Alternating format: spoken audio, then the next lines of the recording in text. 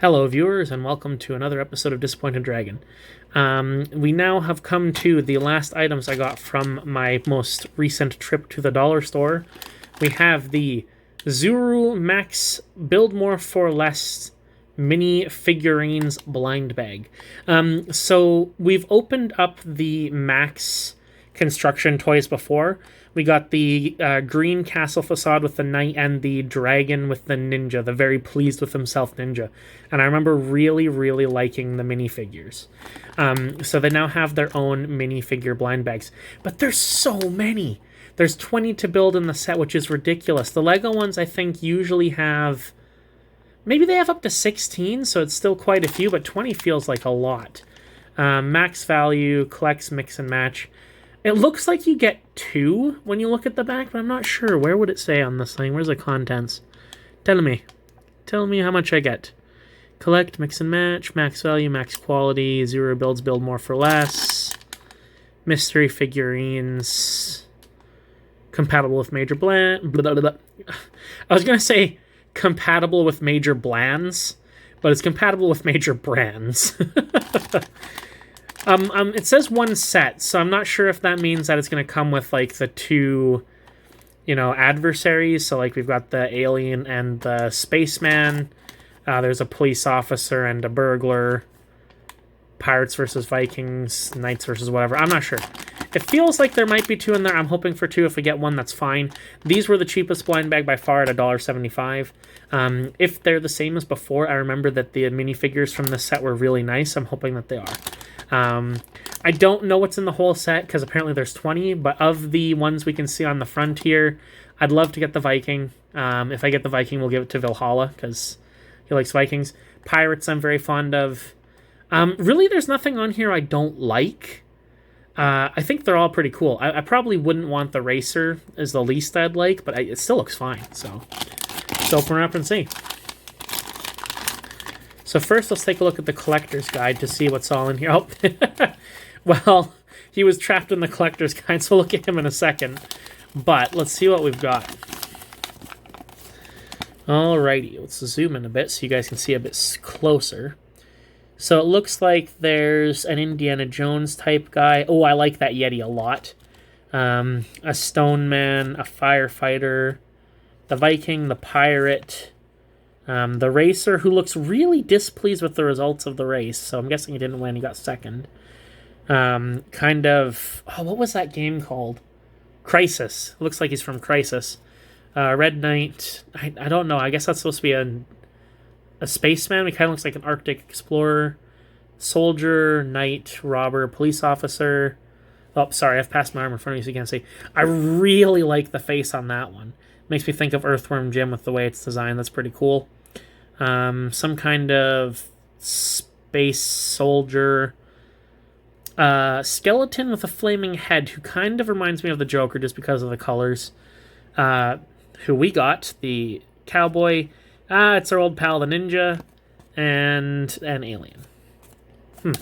Interesting. So it's a fairly large set, and it does look like, unfortunately, you only get the one inside, which is to be expected. That's actually what I expected originally, so I don't know why I'm disappointed suddenly. But we got the cowboy, who is very reminiscent of Woody because of the coloration, but clearly isn't. And, yeah, it's the same as the other ones. I like how he has a semi-realistic looking gun. Which is something you don't always see in Lego. Sometimes they've got, like, the Lego blasters, so that's pretty cool. Again, he's got, like, the ball-jointed neck, which I think is neat. He's got a fantastic... They have fantastic face sculpts. Like, he looks so sure of himself. This is a smarmy-looking guy. He looks like he's the outlaw who came into town, and he is ready to take out the sheriff, except that he clearly is the sheriff because he has the sheriff's badge. So maybe he's one of those sheriffs who takes the law in his own hands and is really looking forward to, gunning down desperados. They've got ball joints in the legs as well. Hip swivel, ball joints in the arms. Don't have a huge range of motion just because of how they're attached. Like, they have a cut at the top that looks like it's supposed to be so you can, like, bring their arms up. But unfortunately, they can't. If they weren't such a sharp angle at the top, they'd be able to do it, but they can't. My only complaint is that his legs and his waist are a little bit loose. That's fine. Normally, you're just going to stick them onto something or sit them in something, so it doesn't matter. They're really nice. I'm very pleased with this guy. So that's really cool. I didn't know you could get a cowboy, but he's awesome. I love him a lot. Let's see what else. Now, as long as we don't get doubles, I'll be a happy man. And they always come wrapped up inside of the collector's guide, which is hilarious. And it's funny because we technically didn't get doubles, and yet we did. It's a ninja. It's not the exact same ninja as the dragon on the ninja one, but it's very, very similar. The only real difference is his face sculpt is completely different. This one is screaming angrily, whereas the other one had a very self-assured smile. Also, his swords are both crooked, which I need to straighten out. Let's go. There we go. I also like how they come with the weapons in their hands. That's interesting. One thing I do find a bit off-putting about these is that they seem like they have really long necks because of how they have the neck attachments. So it makes them seem, the way that they're sculpted, like they have big heads and really long necks. It's not quite as bad on the cowboy.